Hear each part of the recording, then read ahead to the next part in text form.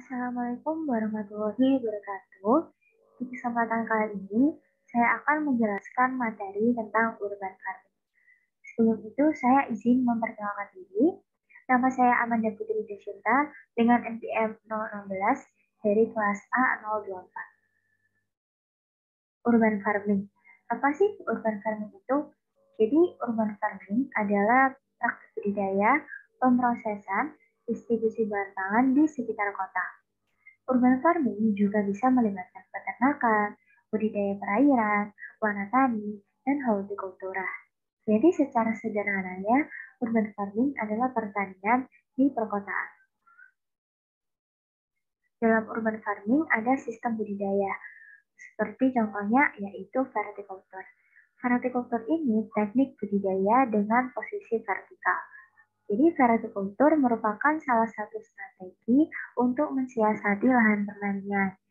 Tanaman yang biasanya ditanam itu seperti sayuran bayam, kangkung, sawi, selada, dan lain sebagainya. Yang kedua ada wall gardening. Wall gardening ini termasuk dalam jenis horticulture yang membudidayakan dengan posisi vertikal. Wall gardening memanfaatkan tembok atau dinding untuk tempat penanamannya.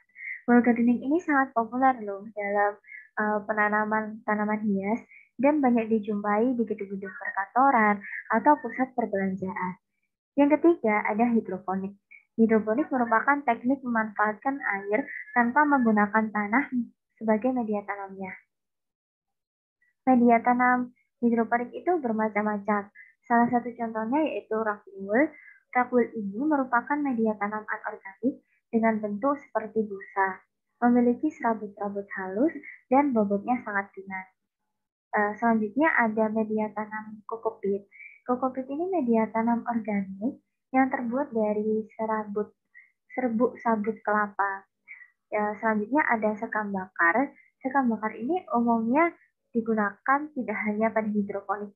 Jadi sekam bakar ini memiliki daya ikat air yang cukup bagus dan aerasinya juga cukup baik. Serta masih banyak lagi media tanam hidroponik lainnya. Yang keempat ada aquaponik. Aquaponik ini merupakan sistem produksi pangan yang diintegrasikan dengan hewan air seperti ikan. Jadi sistemnya itu tanaman memanfaatkan unsur hara yang berasal dari kotoran ikan. Apabila kotoran itu tetap ada di dalam kolam ikan, akan jadi racun bagi ikannya tersebut. Lalu tanaman berfungsi sebagai filter vegetasi yang akan mengurangi zat racun itu menjadi zat yang tidak berbahaya bagi ikan tersebut, serta sebagai suplai oksigen pada air yang digunakan untuk memelihara ikan.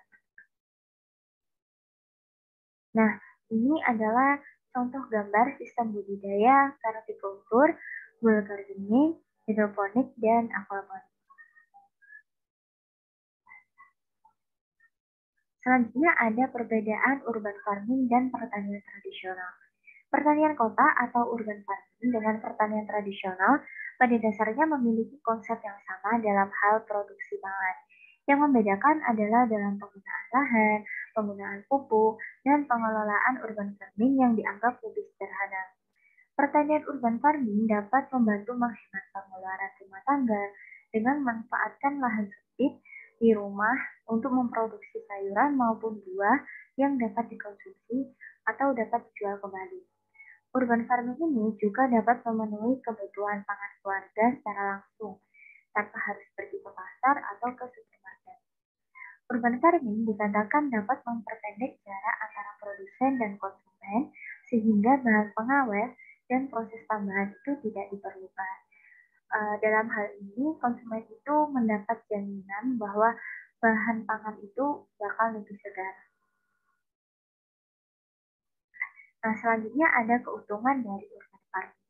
Yang pertama yaitu membantu memenuhi kebutuhan pangan keluarga. Nah, di wilayah padat penduduk itu seperti kota, urban farming itu merupakan strategi yang tepat dalam upaya memperbaiki keamanan pangan dan menutrisi asupan anggota keluarga. Karena urban farming mampu memfasilitasi mendapatkan makanan. Yang kedua, ada membuat lingkungan lebih sehat. Melalui penghijauan, lingkungan kota jadi lebih sehat sekaligus mengurangi polusi udara. Makin banyak yang menerapkan urban farming, maka kualitas lingkungan kota akan makin sehat untuk ditinggali. Yang ketiga, ada mengurangi stres. Urban farming diyakini dapat mendukung proses relaksasi serta memberi ketenangan di tengah padatnya populasi manusia. Dan yang terakhir, ada mengurangi limbah domestik. Jadi air, buangan yang masih layak itu bisa digunakan loh untuk menyiram tanaman. Sementara itu sampah organik atau anorganik itu bisa diolah dan dimanfaatkan sebagai pupuk maupun media dari urban farming. Dengan begitu kita tuh dapat mengolah dan mengurangi limbah sampah. Nah, selanjutnya ada dampak urban farming. Yang pertama ada dampak positif, yaitu menjawab krisis ruang terbuka hijau. Di perkotaan kan banyaknya pembangunan yang membuat ruang terbuka hijau itu tergusur. Karena hilangnya ruang terbuka hijau sangat mempengaruhi lingkungan ekosistem perkotaan, sekaligus dapat meningkatkan polusi yang berdampak buruk bagi masyarakat kota. Dengan adanya penerapan urban farming dapat menjawab krisis ruang terbuka hijau. Yang kedua, ada menjaga ketahanan pangan. Nah, dari pembangunan kota yang sangat marak itu tidak hanya menggusur ruang terbuka hijau, tetapi juga mengeliminasi lahan-lahan pertanian di kota. Jadinya masyarakat kota itu tidak ada lahan untuk menanam kebutuhan pangan. Sehingga dengan menerapkan urban farming itu, masyarakat kota bisa menanam tanpa menggunakan lahan yang luas. Jadi masyarakat kota masih bisa menjaga ketahanan pangan secara mandiri. Yang ketiga, ada pemberdayaan masyarakat. Urban farming itu dimanfaatkan sebagai kegiatan yang produktif dan bisa diikuti oleh masyarakat banyak. Serta urban farming itu dapat dimanfaatkan untuk menunjang kondisi ekonomi keluarga.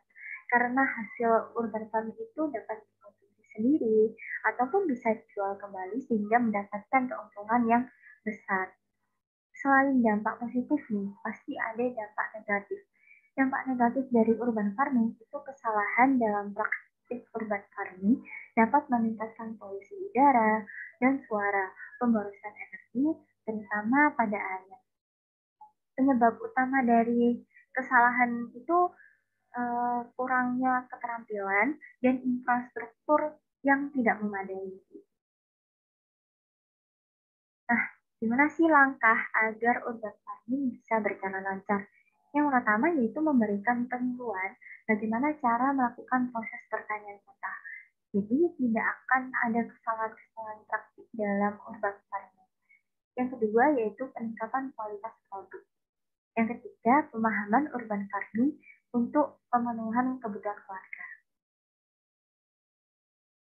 Nah, jadi sekian materi yang bisa saya sampaikan. Mohon maaf jika ada kesalahan kata ataupun kurang pemahaman yang saya sampaikan.